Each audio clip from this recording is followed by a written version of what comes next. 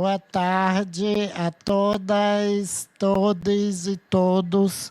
Havendo número regimental, declaro aberta a reunião conjunta da Comissão de Cidadania e Direitos Humanos.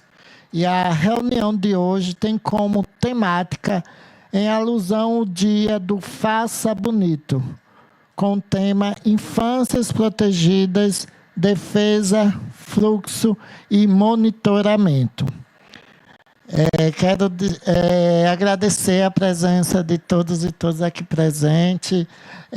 Na mesa aqui, algumas pessoas foram convidadas para fazer as provocações, mas depois vamos abrir também para quem quiser se inscrever, pode acionar aí algumas pessoas da assessoria para que possa depois fazer a participação. Primeiramente, eu quero agradecer a presença da deputada Carminha Paiva, que está aqui, né, além de participar da audiência, contribuindo para que essa audiência possa ser realizada, porque precisa ter um número mínimo de 2 deputados para a gente começar. Hoje pela manhã conversei com a deputada, ela tem outra agenda, mas conseguiu se organizar. Carminha, muito obrigada por você estar aqui, né, nesse momento tão importante, né, aqui para o nosso Estado, principalmente para fortalecer essa rede de proteção de crianças e adolescentes aqui no nosso Estado. Então, obrigada, Carminha. Quero saudar o senhor Nicolas Cauã de Jesus, que é do Comitê de Participação de Adolescentes, junto ao Conselho Nacional dos Direitos da Criança e do Adolescente. Muito obrigada, Nicolas, por estar aqui conosco. A doutora Grícia Thaís Salmeron Miranda, do Instituto Brasileiro do Direito de Família, em Sergipe, e também do Comitê Estadual de Enfrentamento à Violência Sexual contra Crianças e Adolescentes. Grícia, que é uma das lutadoras, né, e acaba provocando, né, a realização desse debate tão importante, uma das maiores defensoras, né, desse programa tão importante que é o Faça Bonito, né, que estava ameaçada aí numa gestão federal anterior, mas com muita luta e resistência, né, o movimento social, né, tanto os conselhos, né, os comitês conseguiram segurar, e agora, né, a gente está instituindo nessa campanha no Brasil todo. Então, Gleice, parabéns pelo seu trabalho. Também saudar e agradecer a presença da doutora Priscila Deise Cardoso Batista, que é presidente do Comitê Estadual de Prevenção da Mortalidade Maternal, Infantil e Fetal, que tenho certeza que vai contribuir muito para a realização, né, dessa audiência pública. A senhora Dayana Santos Vieira Alves, que é presidenta do Conselho Estadual dos Direitos da Criança e do Adolescente. Muito obrigada, Dayana, porque você está aqui conosco também. A excelentíssima senhora Sônia Meire, né, que é vereadora de Aracaju, que também sempre está presente nessas ações né, desse programa, né, desse projeto Faça Bonito, que é amanhã, né? Você já fez, né, a audiência, e vai ter amanhã também outra na Câmara, né, sobre o mesmo assunto. A professora, a senhora professora Adriane Damascena, que é chefe do Serviço de Projetos Escolares para Direitos Humanos da Secretaria do Estado da Educação. Adriane, muito obrigada por você estar aqui. A excelentíssima senhora doutora Maria Lilian Mendes Carvalho, que sempre também está presente, sempre uma defensora aí, que vem fazendo um trabalho tão importante, né, na 8ª Promotoria, né, de Justiça dos Direitos do Cidadão de Aracaju, Infância e Adolescente. Parabéns, Lilian, pelo seu trabalho, por você estar aqui presente. Também a defensora pública, doutora Ingrid Ribeiro Rodrigues, né, que está aqui, que vai contribuir muito, né, que já está aí com essa Brusa linda é a Priscila, né? Zero gravidez, e a educação é muito importante, né, para que a gente, além, né, das políticas, né, de saúde, mas a educação, eu acho que a Diane vai contribuir muito com os projetos que sejam desenvolvidos. Também está aqui, né, Jéssica Antonino, né, que está representando a Secretaria do Estado da Saúde. Jéssica, se você sentir a necessidade de falar de acordo com as falas, eu coloquei a ordem aqui, eu acho que é sempre importante, né, primeiro escutar a sociedade civil, principalmente as crianças e adolescentes, primeiramente, porque são né, as crianças e adolescentes que acabam passando no dia a dia, tendo propriedade para trazer, né, alguns questionamentos, algumas reivindicações. E, Nicolas, já participei de vários outros projetos, né? Fico muito feliz, Nicolas, que você está aqui. Mas antes de, né, de começar aqui a fala, eu vou fazer só uma explanaçãozinha sobre a audiência, né, sobre o que nos motivou, né, a realização dessa audiência pública da campanha Faça Bonito, Proteja Nossas Crianças e Adolescentes, que é uma mobilização nacional de enfrentamento ao abuso e exploração sexual infantil, que ganha ainda mais força durante o Maio Laranja. E o dia 18 de maio foi instituído pela Lei Federal 9.970 de 2000 como Dia Nacional de Combate ao Abuso e Exploração Sexual de Crianças e Adolescentes, reafirmando que proteger nossas infâncias é uma responsabilidade coletiva do Estado, das famílias e de toda a sociedade.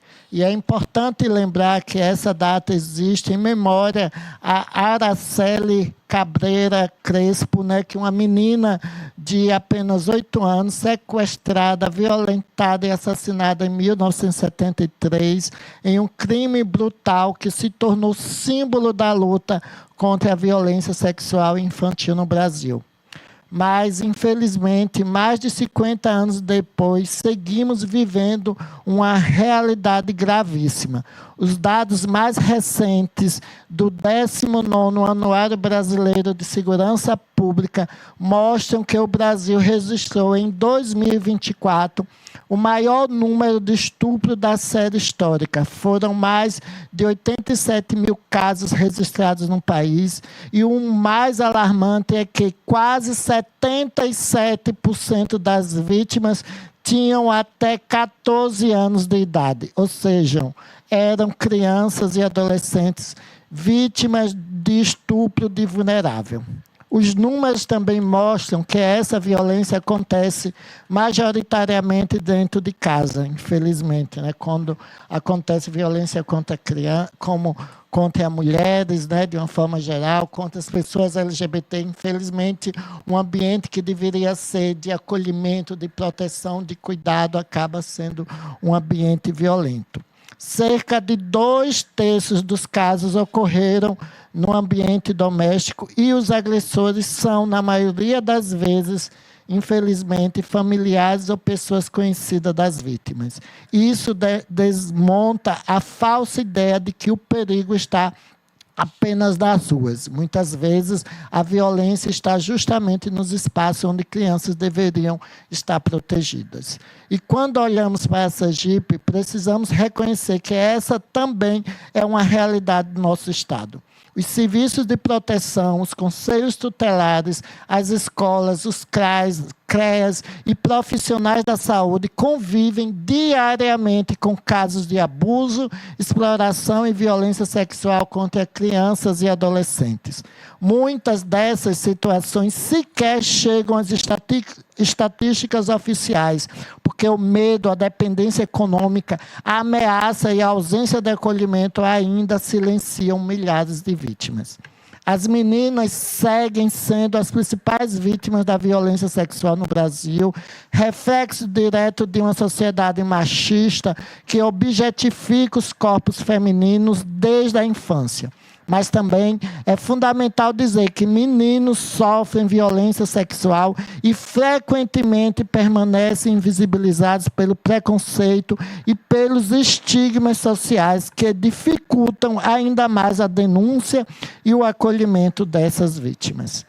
Recentemente, durante o 3º Congresso Brasileiro de Enfrentamento à Violência Sexual contra Crianças e Adolescentes, realizado pelo Ministério dos Direitos Humanos e da Cidadania, especialistas reforçaram algo muito importante. A escola é um dos principais espaços de prevenção e proteção da infância.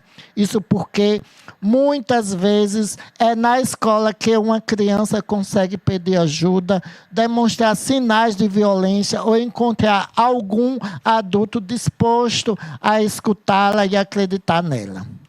E aqui eu quero destacar algo fundamental. Ouvir e acreditar nas crianças é um ato de proteção.